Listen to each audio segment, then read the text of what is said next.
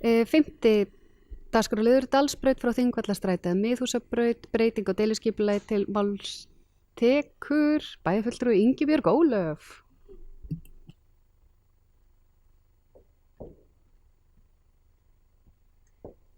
Forseti, ágætu bæjarfulltrúar. Þetta er 7. liður í fundargerð skipulagsráðs frá 20. júní síðastliðnum. Það er lögð fram tillaga breyting á deiliskipulagi Dalsbrautar frá Þingvallastræti að Miðhúsabraut.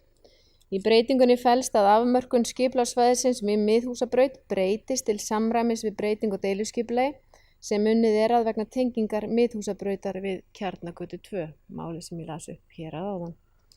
Að mati skipulagsráðs er breytingin óveruleg og mælir með að hún verði samþykkt í bæjarstjórn með vísun í 2. málsgrein, 43. grein og 3. málsgrein, 44. grein skipulagslaga, númer 123 frá árinu 2010. Bæjarfulltrúi Ingibjörg Ólöf lokið máli sínu, orðið er laust.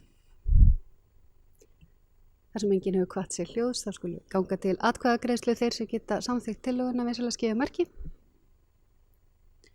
Það er samþykkt með 11 samhljóða atkvæðum.